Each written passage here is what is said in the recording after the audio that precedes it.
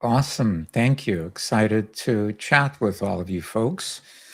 I'm going to share my screen here in a moment, so hopefully you'll get to see very little of me and a bunch of things that I've got to show you. But yeah, I'm super excited to geek out with you guys here. Excuse me. Okay. Can you guys see my screen? I'm looking at like Wade. I assume so. Perfect.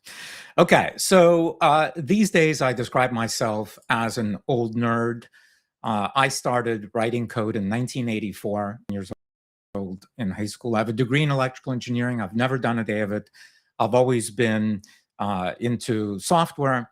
I'm currently running a venture-backed AI platform called MindStudio.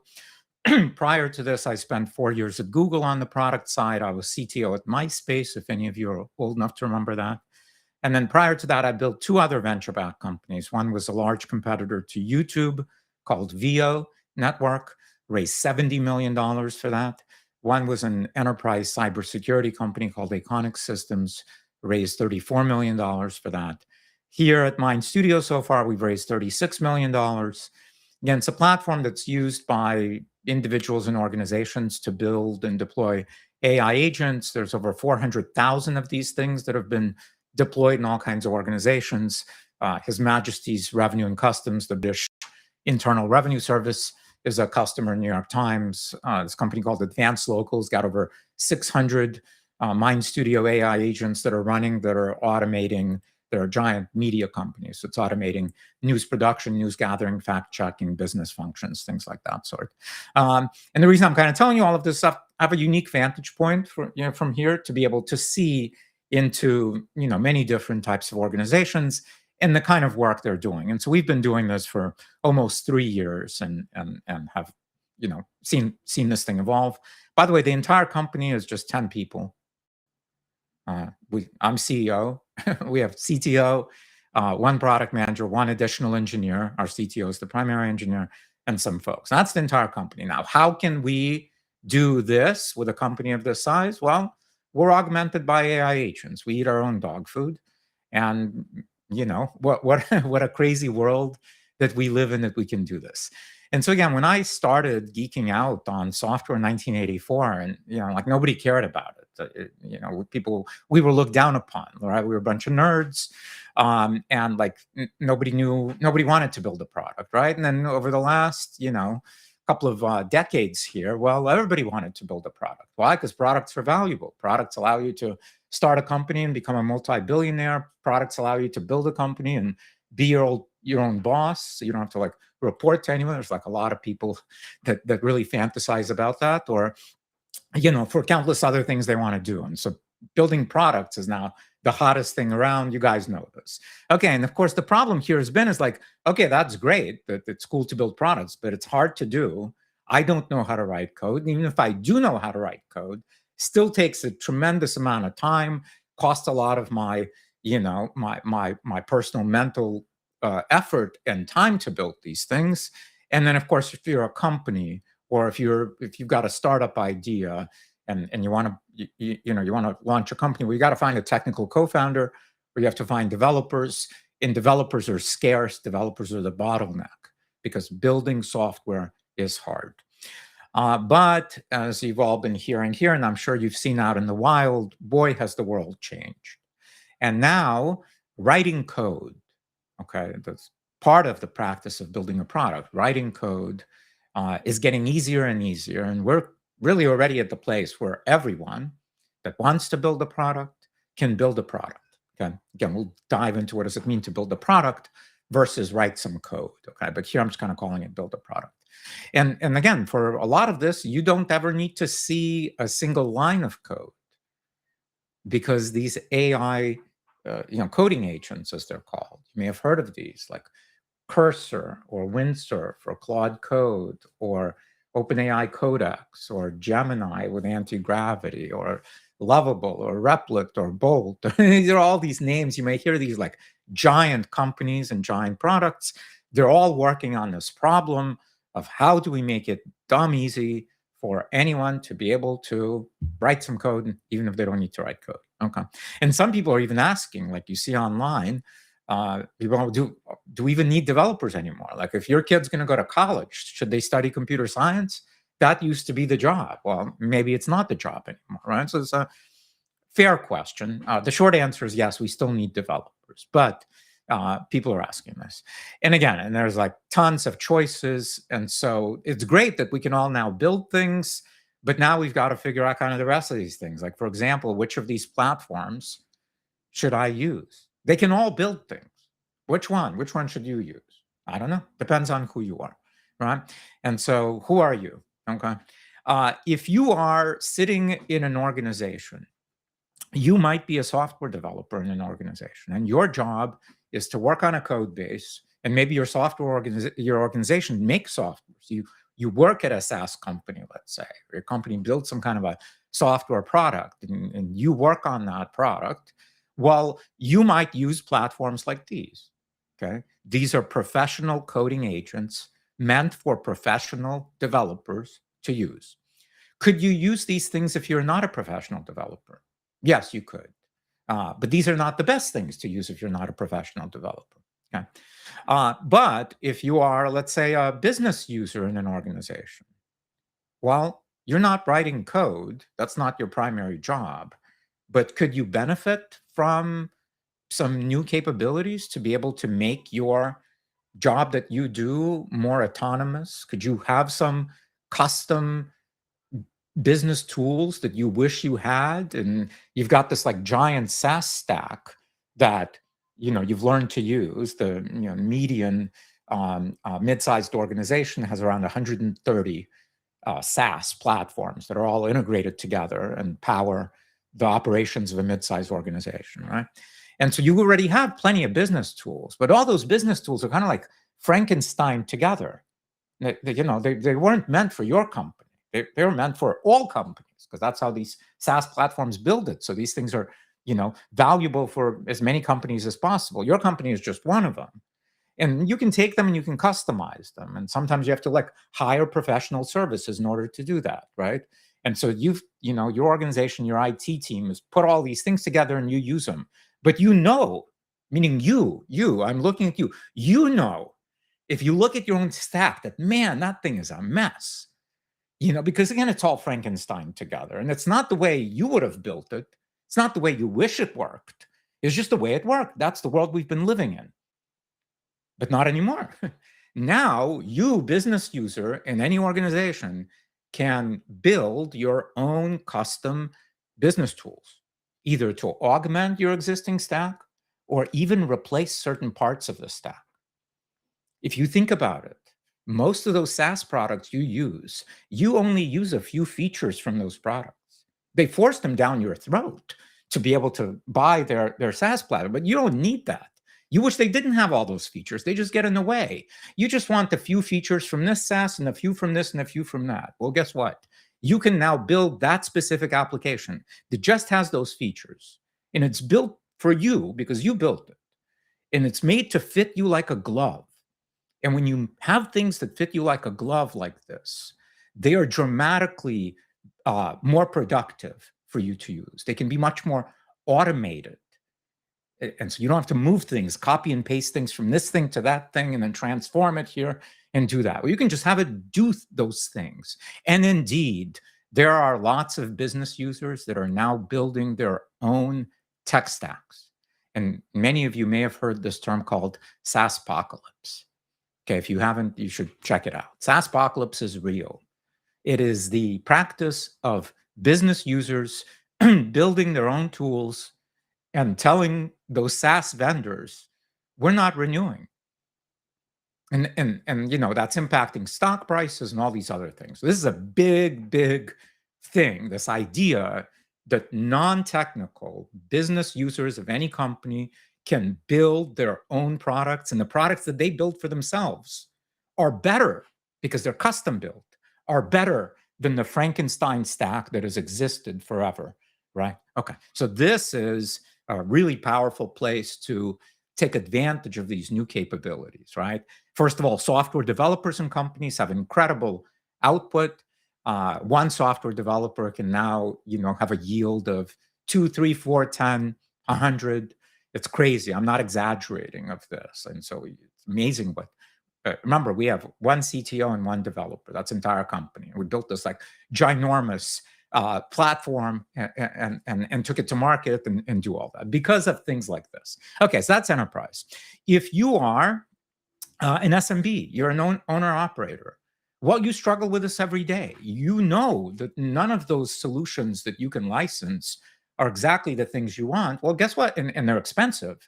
Well, you don't have to. You've got small needs as an SMB owner. You only have a few things, and you can build a bunch of those things yourself. And so there's an option now for you to step. I'm going to take this weekend. Like, these are the scopes of time of what I'm talking about. These aren't years. These aren't even months. This is like you can build meaningful products in less than a day, sometimes in an hour or two, and certainly in a weekend. You can transform a stack as an SMB owner. It's nuts. You might be an agency that's paid to deliver products to customers. Again, your dynamics have now fundamentally changed. Your yield, just like it is here, is dramatically expanded. And so you can have more customers. You can develop and deliver much deeper solutions for customers you already have. And then, of course, we're all individuals. And I suspect that all of you, at one time or another, probably many times in your life, had that idea, right? You remember that idea you had and you told your friends about it? And you were certain at that time that that idea was a huge idea, right? And that, man, you really wanted to find some investor to give you money, and you wished you could code, and you maybe even went out looking for a technical co-founder, and you failed. Guess what? Try to remember all those ideas or go brainstorming for new ideas, because wow, we are here.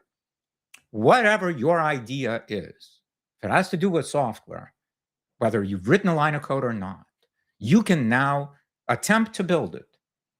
And you can, depends on, how you build it and what it is and what platform you choose and effort you put in and all of that. That's why I use the word attempt. You can build it. Whether you'll complete building it or not, that depends. That's what we're about to get into. There's a big difference between, oh, look, I typed some keywords into Lovable, let's say, and 5 minutes later, it gave me this landing page. Nothing looks amazing. I'm ready to go. Look, the product is built. Let's start counting the money. And then you realize, actually, as you click on some of the buttons, you're like, oh no, that's just like the homepage. It's the beginning of the homepage. Like, it's got the nav bar, but there's all these other things that need to be built. Oh, by the way, this is just like the marketing page didn't actually build me the product. I asked it to build me a new social media service. Twitter is now all Nazified. And maybe you don't want to hang out with those guys. Maybe you want your own Twitter. Well, you can ask Lovable to build it for you. Build you a wonderful homepage for it. But it's not going to build you Twitter, okay? But you can build Twitter. You can build that later today if you want. Please, somebody build Twitter. I miss it. I'm Dmitry on Twitter. I'm an old tweep. I miss those days. Okay, so it depends on who you are. You now have one opportunity to do amazing things, transformative things, massively valuable things. And you also have countless choices of how you go about doing it, okay? And that's what we're going to talk a little bit about. So the first question we've got to ask, excuse me,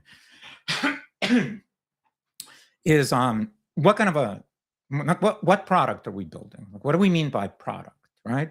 And these are some very sort of popular categories, let's say, of product that we see people building in the wild. One category is kind of workflow automation, right? Like, we all, as knowledge workers, show up in the morning, we have our cup of coffee, and we log into some system, and we get some data, and then we're like, oh, now we got to do some research in some other system, and then we got to take this data and kind of synthesize it and transform it and put it into some other system. And then we collaborate with others to do that. I propose that is knowledge work, whether you're working in a law firm or any other type of a knowledge company. And with these modern tools now, you can automate a huge portion of this type of manual knowledge labor, right? Or again, another example is, I wish I had a button that did something over here. I've got this little bar here. It's got a bunch of little buttons. These are magic buttons. These buttons give me superpowers. These are AI agents that I can trigger from any website that can do analysis, that can do generation, that can do all kinds of crazy things that you could never do before. Now I've got them, and it's dumb easy to make these little buttons. You can make them in a matter of minutes, 15 minutes. You have a new superpower. Okay. And for doing these kinds of things, there's a bunch of platforms.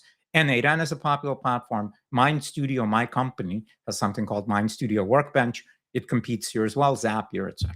Okay. Other things you might say, well, that's cool.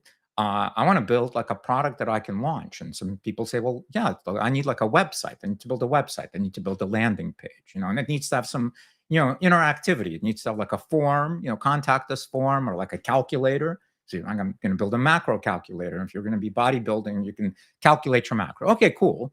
And so again, there's lots of choices of platforms you can use for these. These are kind of the most popular ones. And then there's stuff like, oh, I want to build an internal business tool. Okay. Or I want to like replace some of my SaaS that I have. Dmitry, you said I can replace it. I want to do that. Great. There are professional grade tools that allow you to build meaningful products that have a bunch of screens and complexity in them, not just landing pages and interactive forms, not simple web stuff, but applications. And of course, there are professional tools like Claude Code or Codex. And then there are other things like Replit is a popular company that allows you to do that. And then we, MindStudio, have a new product that's in alpha right now. It's called Remy. Remy 2 is one of these things. And then, of course, there is this, it's not for internal use, but I want to build, I've always dreamed of being an entrepreneur. I'm going to bring a product to market, and it's going to be a meaningful product. It's going to be a multi-tenant platform. It's going to be a platform for other people to be able to create accounts in it, right? And I'm going to power their businesses. I'm going to build a true SaaS. Well, you can do that. You can build those kinds of platforms now. Again, in a day, in a week, depends on how OCD you are and what you want to do. And again, you can use these types of tools in order to be able to build this. And so you may have seen a bunch of ads, or you may have, watched some YouTube tutorials. You may have seen people talking about it, and they say, listen, Dmitry is right. They might not have mentioned my name, but you get the point, that it is this easy. Like, what does it take to build a product? Nothing. It doesn't take anything to build a product. You simply show up, and look, you can ask Lovable to create a landing page. And you can just create, you see, in fact, you can click this little icon over here. You can just talk to it. You can say, build me a landing page about anything. I don't care, because I want to launch a company. I don't care what company. Build me a company. And go. And it'll build you stuff, and you're going to say, oh, wow, this is amazing. But you haven't thought it through. It's not, it's amazing that you got an amazing landing page, but you didn't get a company. You didn't get a product. You got a landing page for the product. And that's a great start. And you couldn't have done it without this. But that's not it. That doesn't take you there. In fact, if any of you are fans of South Park, you might remember the underwear gnomes that were stealing underwear. Why? Because they had this hypothesis that you collect underwear and then there's profit. But how do you make the profit from the underwear? Well, they didn't have the idea of how to do that. I propose we're in a similar moment right now with like, oh, anyone can build code and launch companies and whatever. And you just go to Lovable and type in what you want and go. That's not accurate. Because building products is more than obviously typing a prompt and having a landing page. For example, it requires, planning, right? And breaking down of work and prioritizing tasks and sprints. And it requires actually developing these things and testing them and making sure that they work, right? Before you deploy them and start selling them to companies, and they either break or they've got some crazy security vulnerabilities. And so there's a reason that Lovable has not replaced software developers working at Meta or, all the SaaS companies, because this is not that. This is build a landing page. These professional tools allow developers to do the work that developers do. But building a product is more than developers, right? I was at Google for 4 years. I was a product manager. I was in charge of a bunch of products. What's a product manager? Why do you need a product manager? It seems like you just need a developer. Well, obviously that's not right. In order to build a product, there's many roles and many things involved in building a product. Developers play an important role, okay? But there are many other roles that are product and design and QA and DevOps and legal and like all the things to build the product. And by the way, these are the things that take up the vast majority of time and not development. Development has been a bottleneck because it's hard to find developers. Development wasn't the time sink. There were many more resources spent in companies on all the product and UX and research and all that other stuff, okay? And so if you want to build a product, that's cool, you can get some code. But that's just a part of what you really need, yeah? And you know, so what is the thing for this? What's the budget to build a product these days? Well, the budget you should expect is about $100 to $1,000, maybe a couple of $1,000. Okay, so again, is it free? No. Is it free? Yes, because compared to building a product, this is zero. Like, what does this even mean, right? So this is the crazy part, that for tiny budgets like this, you can have production grade, full products, including again multi-tenant platforms, and you can build them without writing any code without a partner. One last thing I want to show you here. So I have a Substack, but I'm terrible of keeping it up to date. But in May 3rd of 2023, so 3 years ago, I wrote an article called The Human AI Interface. And what I argued here is that, and again, 3 years ago, before the knowledge of where we would be today, okay, I argued that we humans have a problem.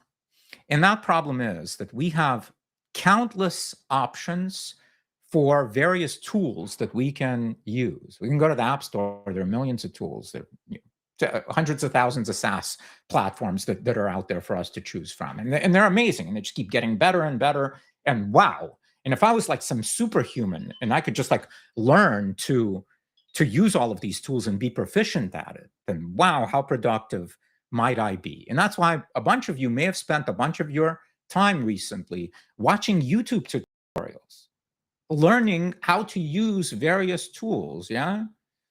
Okay, well, if that's you, I want to show you something. No matter how much time you spend watching YouTube tutorials, learning to use the tools, you will never be able to leverage even one 100,000th of these things, right? You're the bottleneck. I'm the bottleneck too. Humans are the bottleneck.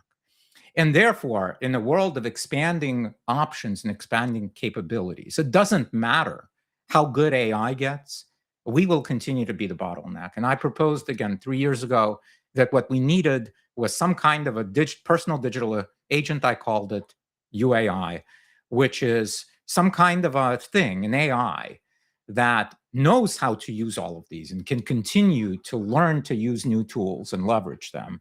And our job is to maintain a personal relationship with this thing. And that's the only thing that could possibly scale. And we are certainly in this world now.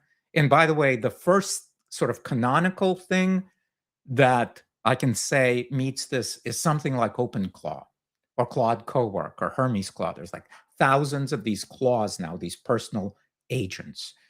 That's what these things are. They are our personal proxy. Our job is to configure them and maintain a relationship with them. Their job is to be able to do this work. We should not be doing any work with software. What does that mean then? Well, it means that all those SaaS companies that built these like giant businesses selling us tools for humans to use, what happens to them if we humans don't need tools anymore?